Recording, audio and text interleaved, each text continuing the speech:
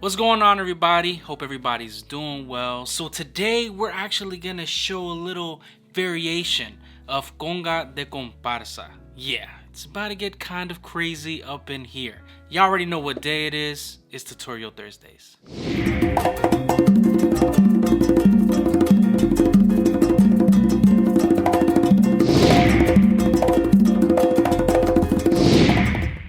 Welcome to Percussion Life. My name is Eric Perez. Some of you already know that by now, but I just had to welcome you to the channel, and I do hope that you enjoyed these videos. If you haven't subscribed already, just hit that subscribe button, hit that notification button, find out whenever I upload, and I normally upload videos that you request. And to all my day ones, man, thank you so much for all the love, all the support, all the comments, sharing the videos, all your suggestions. Seriously, it's greatly appreciated.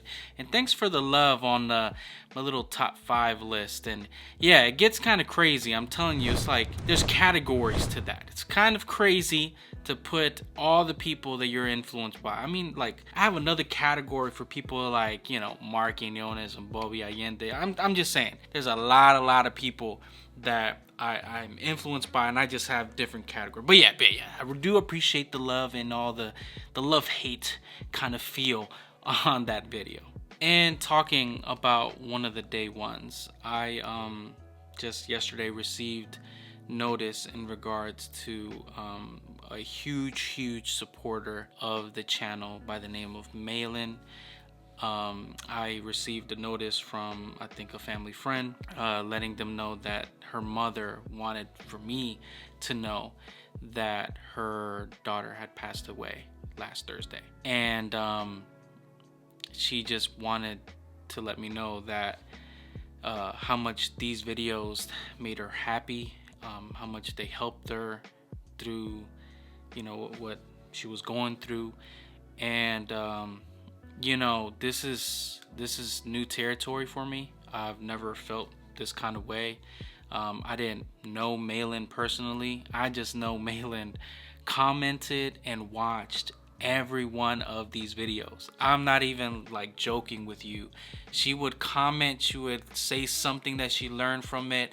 She submitted, you know, a video for the giveaway that we did recently, and you know, she was one of those people that I was able to send a little video lesson for her, and she cherishes that like crazy. I remember, and you know, this is new to me. You know, it's a lot of people that follow this channel. You know, I don't know you personally. I know that you comment and that you watch and that you support the channel, but I've never met you in person. I've met some of you, but not the majority of you. And to know that somebody had the need to let me know that a supporter of mine and a huge fan of this channel, you know, passes away, and to let me know how much that this means to them, it hit me very different. And you know, and this channel, I've been able to communicate and talk to a lot of people that are currently battling through cancer and battling through situations, and tell me that this has been some sort of therapy for them, and it's helping them learn kind of to distract them from a lot of different things that are going on with their life. And I never knew this was going to become that, and nor did I intend it to be. And it's just crazy. This hit different because she was only 24, and I think back, you know, when I was 24, what I was doing, and how hard I was working doing this and learning this. And you know, it's crazy. It's very crazy. And you know, I am grateful for this platform. I'm grateful for people like MayLyn that just are faithful viewers, you know, and constantly just are grateful for these videos. And yeah, I just had to take the time to recognize her for that.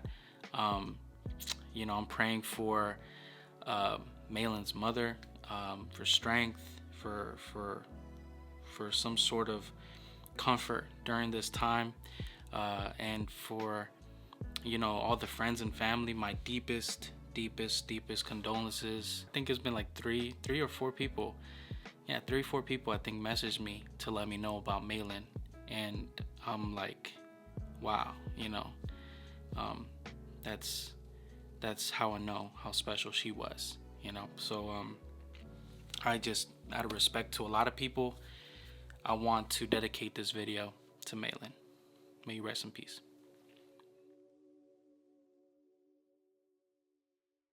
So, Conga de Comparsa. This is a very popular pattern, rhythm, something that you can actually learn and take from, because it's so simple but requires a lot of feel and a lot of flavor, and there are a lot of different variations. Of course, it originates from Cuba, but depending on where you're in Cuba, they play a little bit differently. When we bring it over here, we play a little bit differently. So there's a lot of different takes to this, and I'm going to try to break it down to its simplest form, and as well how you can add just a little bit of spice, a little bit of secret sauce in that, so it could kind of amplify it. So I'm gonna show it on 1, 2, and then 3 drums. Yeah, let me show it to you guys.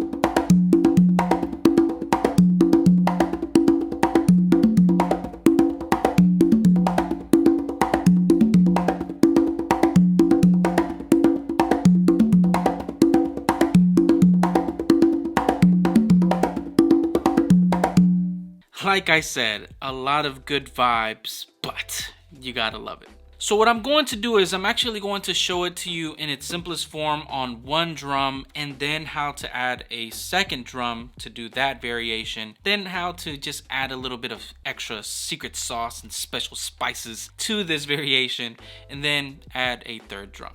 So to keep in mind, this pattern starts literally right after the 1. So it's like 1, da da da da da da da da, you know. So it really starts to drive right after the 1. So don't get confused and start right on the 1, because then, then the feel's gone. The feel's gone. So in its simplest form, you start this pattern with 2 close slaps, one with your dominant hand and then one with your non-dominant hand.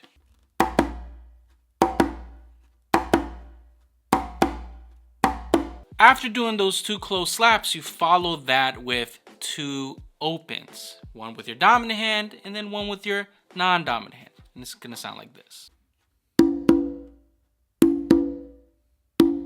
So to put that together,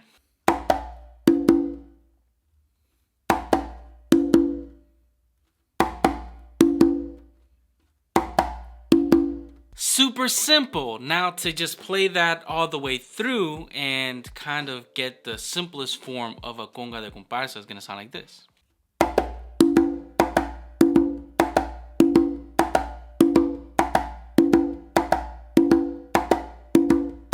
And try not to flam any of those. Try not to get this sound. It's definitely not that. It's supposed to kind of be able to determine each note. So that's Conga de Comparsa on 1 drum in its simplest form. But to add a second drum, and basically what you're going to do is you're going to use that space, that little rest in between the close slaps and the opens, to do an open on your second drum, in this case my tumba, to my dominant side. You're going to basically do 1 round of this, and immediately after doing those 2 opens, you're going to go back to doing those 2 close slaps. But after doing those 2 close slaps, you're going to do an open on the tumba to your dominant side. So it's gonna sound like this. And then you're gonna go back to continue that pattern, that simplest form. You're gonna do those 2 opens on the conga.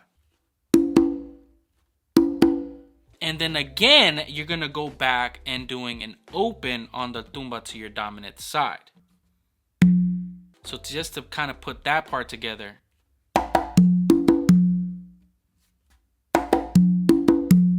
And then again, you're gonna start the variation over and you're going to do another of those 2 close slaps. So to kind of put the whole thing together, it's gonna sound like this.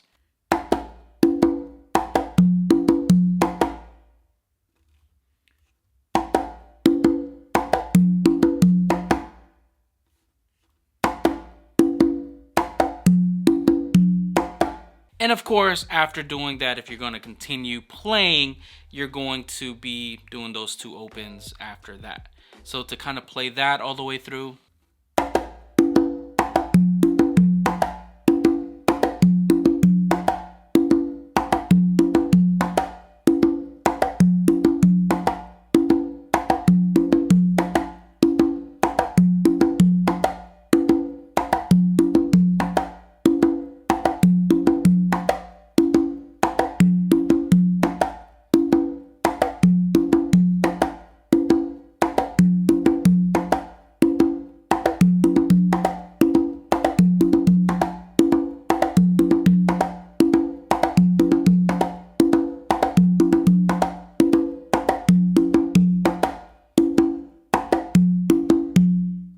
To add the secret spices and sauces and all the adobo and all that stuff. Yeah, let me show you. So the secret to making that simplest form go from this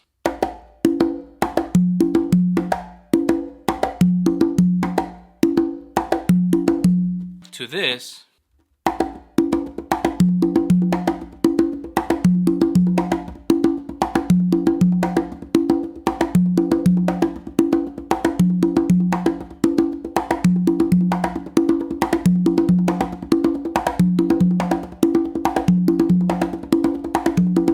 is to add some ghost notes. Yeah, if you notice, it's a lot of little touches and little spectacles going on right there. But yeah, it's kind of simpler when we slow it down and kind of break that part off. Now, it's kind of crazy. This is actually in reference to my very first tutorial that I showed on this channel. It was a horrible video. I'm not even gonna let you guys see it or look it up. It's back there. But it's really a simple exercise that allows you to kind of develop that movement. And basically what I do is, in between those 2 close slaps and those 2 opens, I'm actually adding a ghost note with my dominant hand and my non-dominant hand. So I'm gonna slow it down for you guys so you could see just the difference in between, just in its simplest form.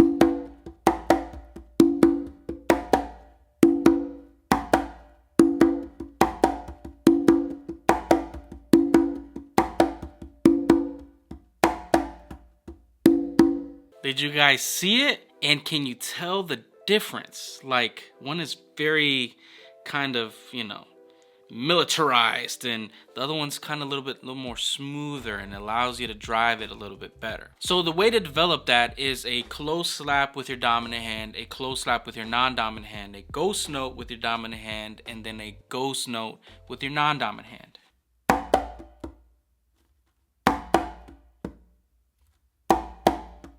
And then after doing that, you're going to do an open with your dominant hand, an open with your non-dominant hand, and then another ghost note with your dominant hand, and then ghost note with your non-dominant hand.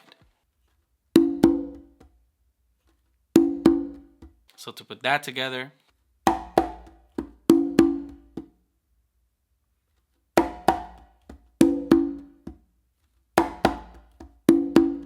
But remember, we're trying to reference that conga de comparsa feel. So it's very important to learn its simplest form before trying to develop this part.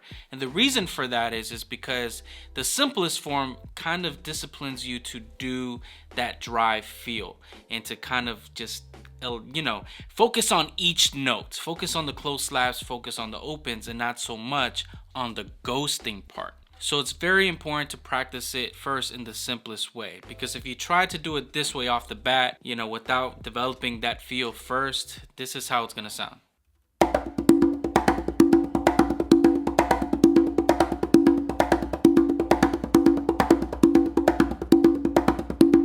Rather than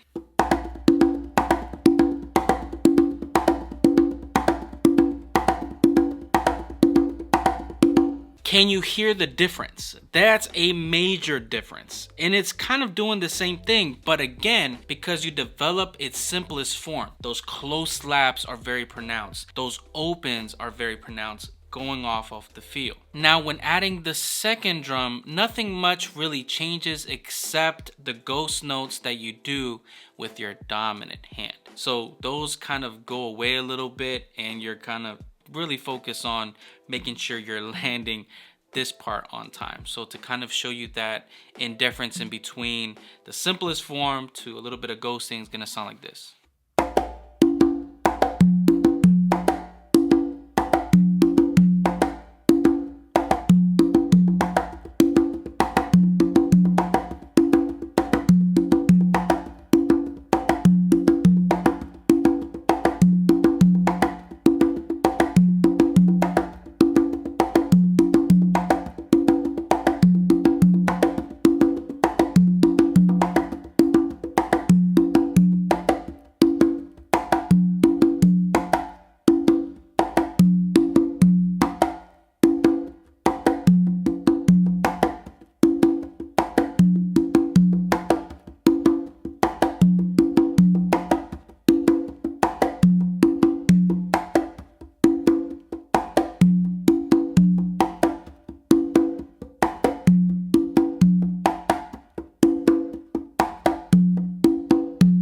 There's a difference in feel when adding a little bit of ghost notes. So very, very important. Learn the simplest form, and then here and there add a little bit of spice with some ghosting. And now to add a third drum. Now there are very different variations when adding a third drum. Again, this is just its most simplest way to learn conga de comparsa, so I'm not going to try to complicate things, where we're just going to substitute the note that we do here with our dominant hand, the open one, and we're going to move it to our third drum. So to kind of show you just interchanging what that sounds like, it's going to sound like this.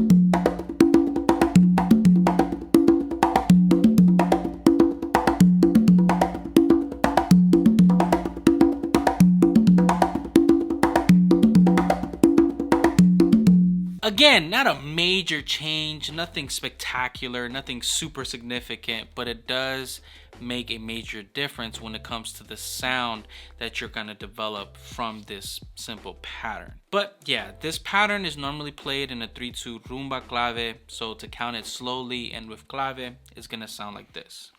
1, 2, 3, 4.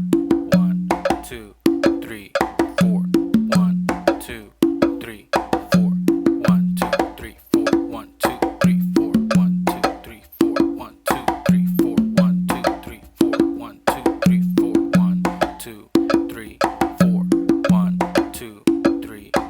1, 2, 3, 4. 1, 2, 3, 4. 1, 2, 3, 4. 1, 2, 3, 4. 1, 2, 3, 4. 1, 2, 3, 4. 1, 2, 3, So I hope you guys enjoyed this video. Please practice this at home. Take your time. Please take your time and listen to a lot of music that relates to Conga de Comparsa. I'm going to try to find some videos that relate to this, that you can kind of understand its feel, the festivities, the carnivalish like feel that you get when you play this. It's very fun, very lively, very exciting, pattern and rhythm to learn. So yeah, please take your time while doing so. But y'all already know what to do. Like, subscribe, and I'll see you guys in the next video. This video was dedicated to you, MayLyn. May you rest in peace.